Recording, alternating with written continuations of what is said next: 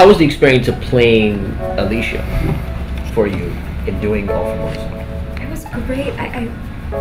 It was funny because I had a lot of similarities with Alicia. You know, she's good and honest and, you know, earnest and sweet, and I hope I'm those things most of the time.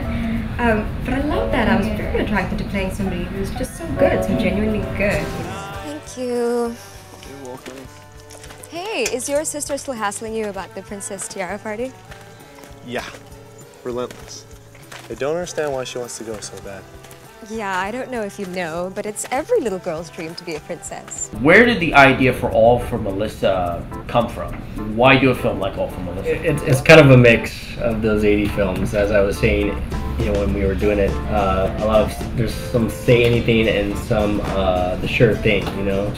I mixed that with a lot of the stories that came from my life and the friends that I knew, and the characters there in the movie are a lot of people that I know.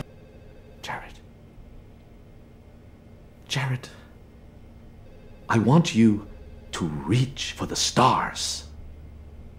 Yeah. A lot of people may not be aware of that Hawaii has an independent film scene, let alone that there are independent films here. Right. Talk to me a little about the production process for you as an actor. I was surprised because it was set up. You know, everybody showed up, everybody met. You like shook everybody's hand. Everybody was friendly, and a lot of people were part of the project because they wanted to be part of the project. Gerard had an amazing crew around him. So fortunate that he's such a great guy that people are just drawn to him and they want to work with him. So we had this awesome crew and we had this fabulous cast. I didn't ever go to work and feel like I shouldn't be there, that wasn't the place I should be. In fact, I'd go home and I'd just be like, "Wah!" It's because I am in love with another man. What do you mean? A cowboy. What? And he's in love with another woman. What?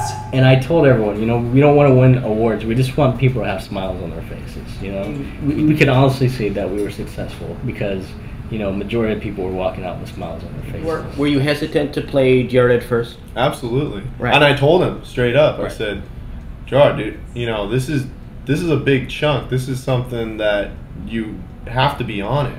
There's a lot of, memorization involved, a lot of character building. I mean, for me, I haven't had that experience. I mean, I did little things, but it wasn't to that caliber. And he was laughing. He's like, "Oh, you can do it. Come on, trust me." I'm like, you know, okay, yeah, I could, but I want to do it good. You know, I don't want to let you down.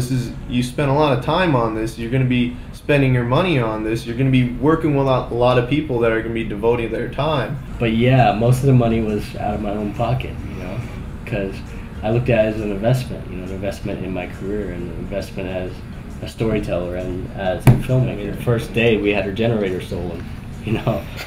The generator stolen. Stolen. Totally ripped off. Don't know where it is. Right. And we kind of like to look at it as it was kind of our offering to the gods. Right. You look really, really happy when you're discussing this film. And I've talked to I don't know how many actors and filmmakers over the years, and you know they look like they've nearly been run over by cars. You know, they had this defeated look. Yeah, the film's done.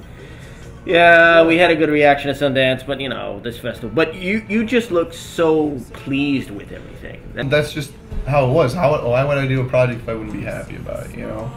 And that's what it was. Everybody was stoked to do it. It was probably the easiest working experience I've had because everyone was so genuinely happy on set. And that's the great thing about doing indies. It's such a close-knit family.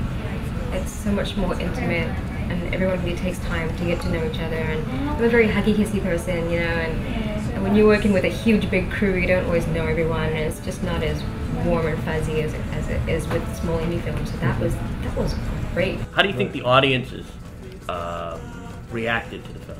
Very, very well. You know, I mean, my parents also loved it too, and that's one of the things I was really nervous about.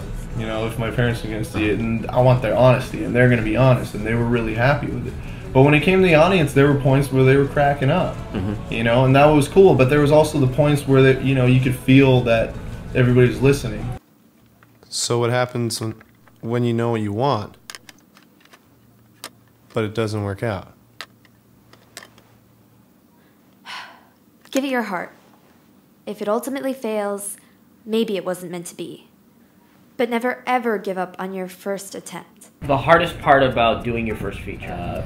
Keeping up the momentum, because you're not really paying too many people to do this. This is all for the love, and you're really only getting people to do it because you're conveying that you're passionate about this. You really want this to happen. So if you convey that to your people, then it becomes infectious, you know, and they don't need the money, and they're doing it because they love the project. So to get that synergy is the most difficult thing. To shoot the first day is the hardest, because if you can shoot the first day, after that, it's all gravy.